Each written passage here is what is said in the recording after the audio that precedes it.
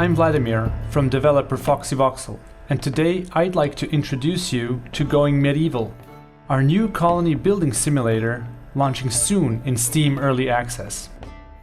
Going Medieval takes place on the British Isles, in an alternative version of the 14th century, where the Great Plague has wiped out the vast majority of humanity. In this chaotic world fought with danger, it's up to the player to help rebuild society in a brave new age by guiding a community of settlers and establishing their own thriving medieval town. Each game begins by founding a new colony with its own unique name and heraldry symbol, which you can customize and design yourself. When you head out into the wilderness, you'll only have a handful of villagers to begin with, but as you slowly start to establish your settlement, there will be new people that join your society. You can use your villagers to gather essential resources like berries or mushrooms, but they can also do things like chop down trees, hunt animals, and construct buildings as you see fit. There are precious minerals hiding in the ground too, such as iron veins that can be dug up and used for forging weapons with. And when the time comes, the player will need these weapons to be able to defend their people from invaders. In Going Medieval, we want every aspect of the game world to feel like it mimics the natural world in some way. For instance, every tree, shrub, mushroom, or blade of grass grows over time and eventually dies. And as you can see, there are both dead trees and young saplings found throughout the environment.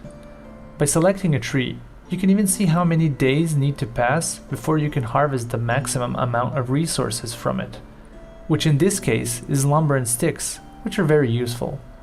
This is all because we want the world to feel like it's alive, even without the player's presence. It will be up to you to carefully guide your group of people in a world that has its own rules, and managing your villagers is certainly no easy task. Bad weather, aggressive wildlife, and more dangers lurk within the wilderness of the game map. A hungry wolf may attack one of your villagers, wounding them mortally. Anything could happen. There's a random chance for any of these disasters to happen to you, but we think that's part of the fun in Going Medieval, as no two games are ever the same. When you're attacked by invading barbarians, it can come from any side of the map.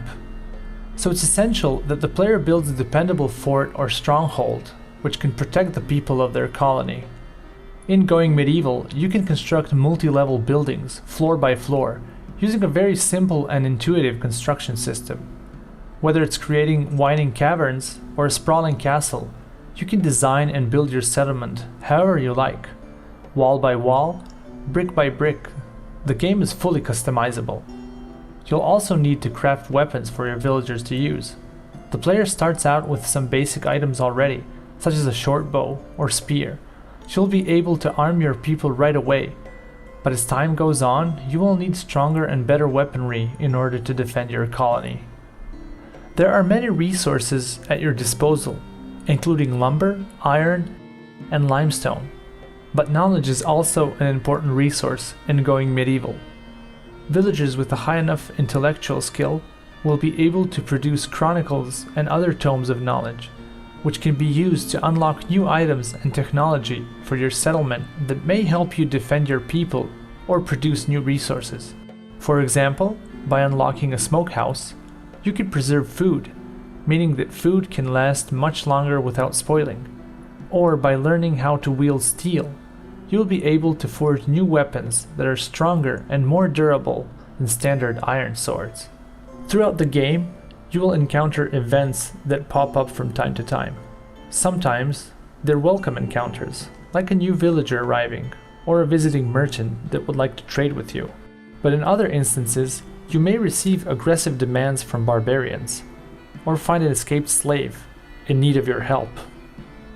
It's completely up to the player how they approach these situations, but there can be consequences depending on your choices. For example, if you agree to help an escaped slave, you'll have an extra villager join to help build your colony, but there is a chance you'll later be attacked by their former captors. However, you can always hand them back over. Hopefully that's given you an idea of what Going Medieval is all about. But there is, of course, much more to see, and many other ways you can choose to build and manage your own medieval colony. Thanks for watching, and I hope you'll get a chance to check out Going Medieval when it launches soon in Steam Early Access. You can wishlist the game now on Steam using the link below, and if you'd like to stay updated on the progress of Going Medieval, you can always join our community server on Discord.